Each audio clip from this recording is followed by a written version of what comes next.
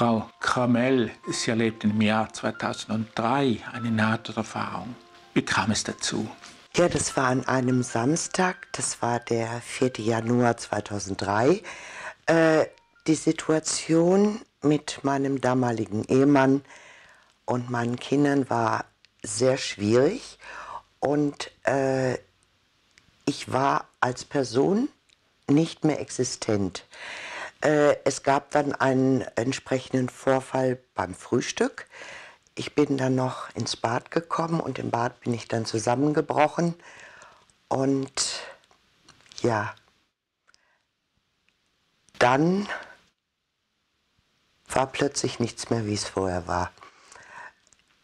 Ich bin ohne irgendeinen Übergang in einem sehr, sehr hellen Licht, das eigentlich blendend war, aber nicht geblendet hat. Es war alles drumherum, nur Licht und es war Liebe. Es war unglaublich. Ich hatte das Gefühl, ich bin wieder in der Einheit, die ich als Kind kannte und in dieser wahnsinnigen Liebe. Man kann es mit hiesigen Worten eigentlich nicht beschreiben.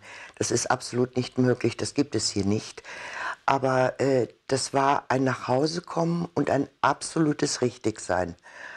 Und während ich habe seltsamerweise, ich habe mich auch gewundert, weil alles, der Boden, alles, es gab nichts außer dieser Helligkeit und die ließ sich einfach begehen, wie ein Fußboden. Das fand ich wirklich sehr beeindruckend. Und dann kam mir meine Urgroßmutter entgegen. Meine Urgroßmutter habe ich als Kind schon definiert mit Liebe. Die war eine sehr, sehr ungewöhnliche Frau mit einem relativ harten Leben, aber voller Liebe, unglaublich. Sie kam mir entgegen und ich habe mich unheimlich gefreut. Ich bin ihr entgegengelaufen und wollte sie in den Arm nehmen. Und da sagte sie, Kind, du musst stehen bleiben. Du darfst hier nicht bleiben, du musst dich umdrehen und zurückschauen.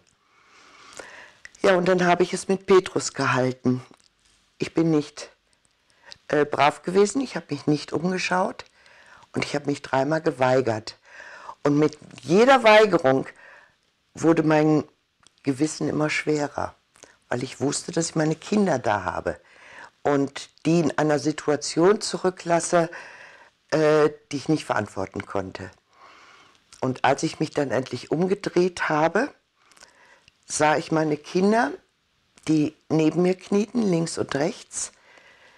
Der Kleine schüttelte mich und sagte immer, Mama, Mama, du kannst uns doch hier nicht allein lassen, du kannst doch nicht einfach sterben, wir können doch nicht hier alleine bleiben mit dem Papa. Und in dem Moment war ich wieder zurück. Es war ganz seltsam. Ich habe mich noch etwa 2 Stunden nicht bewegen können, aber ich konnte mit den Kindern reden und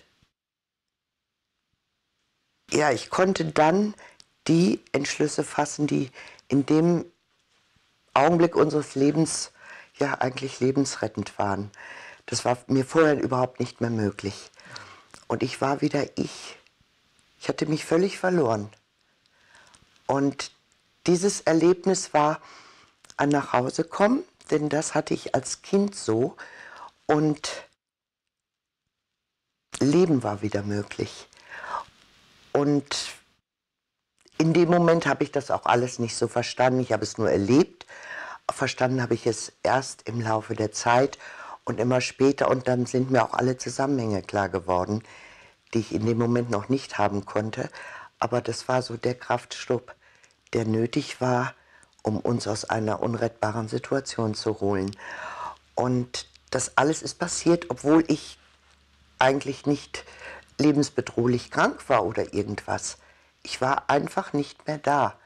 Und ja, dann hatte ich dieses Erlebnis und ja, bin damit wieder eingenordet worden.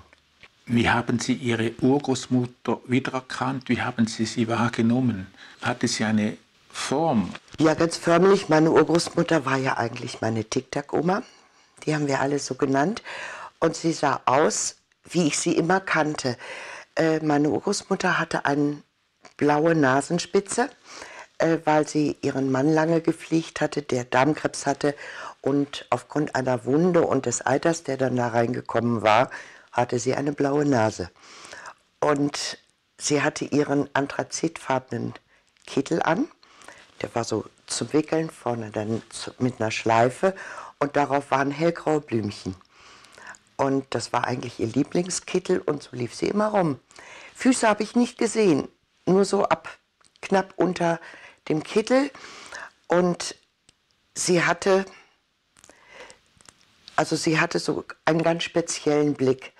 Wenn wir als Kinder zum Beispiel mal gefallen sind, dann kamen sie und sagten, oh Gottchen. Und alle Liebe der Welt kam aus ihr raus. Und so war das.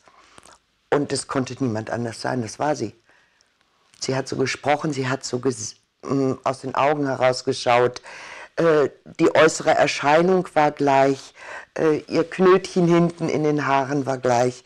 Also jemand anderes konnte es nicht sein. Sie war eindeutig und völlig lebendig. Und was mir ganz besonders aufgefallen ist, sie hatte keinerlei Sorgen. Obwohl ich den Eindruck hatte, sie sorgte sich in dem Moment so um mich vielleicht, aber sie hatte einen so freien Gesichtsausdruck, wie ich ihn bei ihr sonst nicht kannte, aufgrund ihrer Lebensgeschichte. Es war ganz toll. Wie lange vorher war dann Ihre Urgroßmutter schon verstorben? Meine Urgroßmutter war 34 Jahre vorher gestorben. Aber sie war nach wie vor für mich einfach eigentlich der wichtigste Mensch. Sie heute noch. Sie haben vorhin gesagt, dass Ihre Kinder neben Ihnen gekniet sind. Ja. Ja, also ich war ja ins Bad gelaufen und bin da neben der Badewanne dann einfach umgefallen. Was da alles passiert ist, weiß ich nicht. Nur als ich diesen Blick nach unten geworfen habe, habe ich mich liegen sehen und links und rechts hockten, knieten die Kinder und schüttelten. Und die waren völlig verzweifelt, weil die Situation war, dass wir unbedingt von meinem damaligen Ehemann weg mussten. Das war also eine lebensbedrohliche Situation mittlerweile. Und die waren einfach in Panik, weil sie sahen, ich war weg. Ob ich noch einen Herzschlag hatte oder so, das weiß ich nicht. Aber der Eindruck der Kinder war offenbar, dass ich nicht mehr da bin. Und da war doch die Verzweiflung, weil sie nun allem einfach ausgeliefert waren. Und das war, das war schlimm zu sehen. Und ich habe mich furchtbar geschämt, dass ich 3-mal gesagt habe, ich schaue nicht zurück. Und ich habe auch aufgrund dieses Gefühls, dass ich meine Kinder eigentlich im Stich gelassen habe für einen Moment, ich habe nachher auch eine Therapie gemacht, weil ich damit sehr schwer fertig geworden bin. Aber dann ist alles gut gewesen, es ging. Was für Auswirkungen hatte diese Nahtoderfahrung auf Ihr weiteres Leben? Ja, die Auswirkungen, die haben sich aufgebaut. Ich muss dazu sagen, vorweg, als Kind habe ich bis einen Tag nach meinem 6. Geburtstag eigentlich im Paradies verbracht. Ich hatte immer das Gefühl, alles ist eins. Ich kannte keine Angst, ich kannte kein Verlassensein. Ich war einfach ein Teil des Ganzen. Und einen Tag nach meinem 6. Geburtstag war das plötzlich weg. Von jetzt auf gleich. Ich konnte das als Kind natürlich nicht so formulieren, aber so im Nachhinein, ich habe da plötzlich gestanden, mir war klar, ich bin ich. Die Erde ist die Erde, die Katze ist die Katze. Und das war plötzlich nicht mehr eins. Das war ganz furchtbar. Ich habe Rotz und Wasser geheult. Ich kann mich sehr gut daran erinnern, an diesen Tag. Und bin dann im Laufe der Zeit durch bestimmte Ereignisse, die auch teilweise über Jahre waren, ja zu einem Nichts geworden. Ich persönlich war nicht mehr vorhanden, ich habe nur funktioniert. Und ich habe die Rolle gespielt, die mir zugedacht war. Und in dem Moment, wo ich eigentlich gar nicht mehr vorhanden war, war ich plötzlich in dieser Liebe. Und danach hat sich das immer weiter entwickelt, dass ich wieder in den Zustand des Kindes kam. Es war ein sehr langer Prozess, aber teilweise auch sehr schmerzhaft. Aber dadurch, dass ich dieses Erlebnis hatte und dieses Einheitsgefühl wieder da war und diese unglaubliche Liebe, konnte ich immer mehr wieder in mich hineinfinden. Auch die Situationen, die sich noch ergaben, dann meistern, die waren teilweise doch ja, etwas schwieriger zu handhaben. Und ich bin heute einfach, ja, ich bin in meinem Leben. Ich empfinde auch diese Einheit wieder wie als Kind. Ich kann mich unglaublich freuen. Wir hatten jetzt einen Urlaub seit vielen, vielen Jahren, das erste Mal. Und wir waren in den Bergen und diese Großartigkeit zu sehen. Und ich wusste, ich bin ein Teil davon. Und das hatte ich ja lange, lange verloren. Und diese unglaubliche Lebensfreude, die ich immer habe, selbst wenn eine Trauersituation ist und so, da kann ich gut mit umgehen, weil ich weiß ja, beispielsweise als meine Mutter gestorben ist, Anfang des Jahres, ich habe mich für sie so gefreut, dass sie das endlich geschafft hat. Ich habe zwar auch geweint, weil sie war einfach weg für mich, aber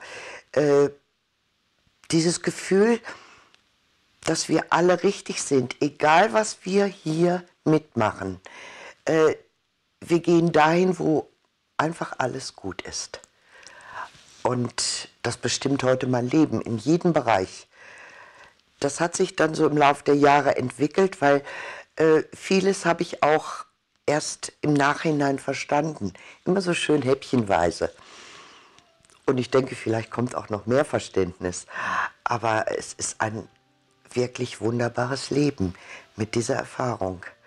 Und zu wissen, dass ich wann auch immer da wieder hingehe, obwohl ich sicher bin, das war eigentlich nur so eine Art Vorgeplänkel. Das war ja nur sehr minimal eigentlich, was ich sehen durfte und erleben durfte. Aber die Vorstellung, dass ich da wieder bin, die kann man überhaupt nicht hoch genug einschätzen. Das ist wunderbar. Frau Kramel, herzlichen Dank für das Gespräch. Sehr gerne, es war mir eine Freude.